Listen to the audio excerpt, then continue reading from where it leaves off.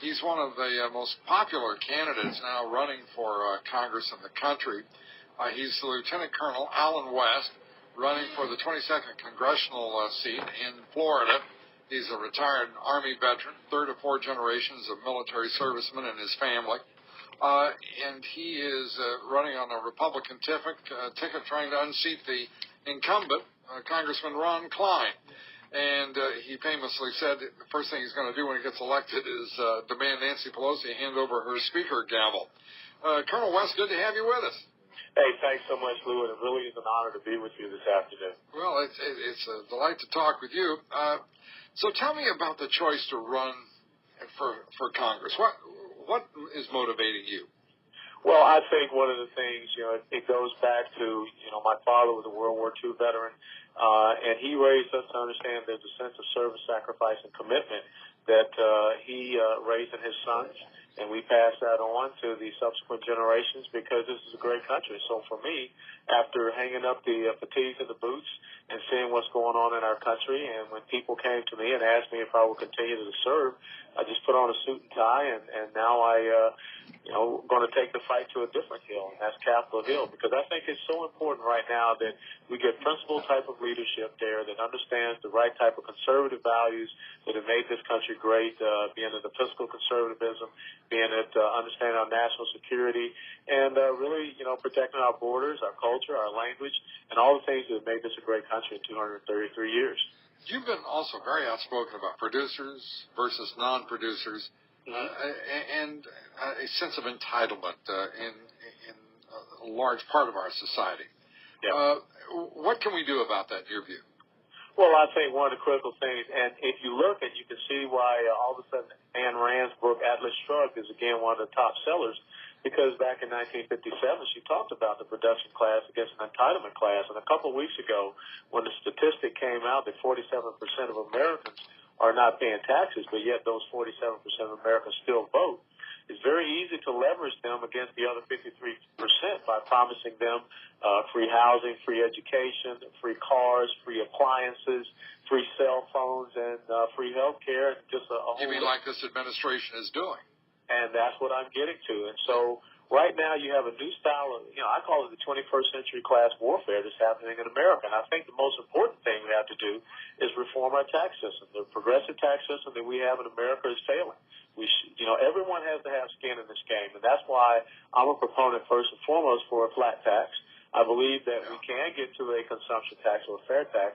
But I think the flat tax is a bridging mechanism to get us there, 13 to 14% across the board with no deductions. And I think that helps us to transfer the wealth back into the pockets of the American people.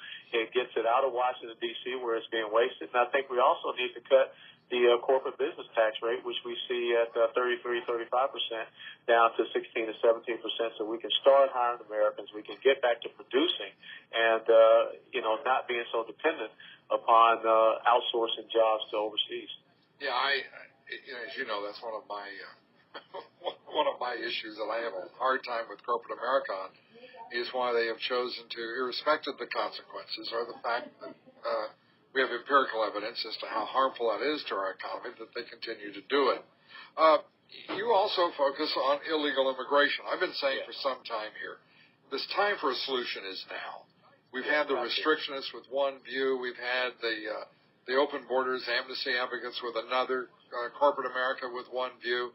All of the factions, it's time to bring them together. I'm working very hard, by the way, as a private citizen to bring together, I think, the right people. What is your view on illegal immigration and border security?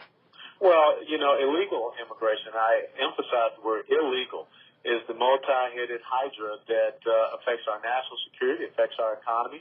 It affects our, taxation with the taxpayer benefits that are going to people. It affects our education. It affects our health care.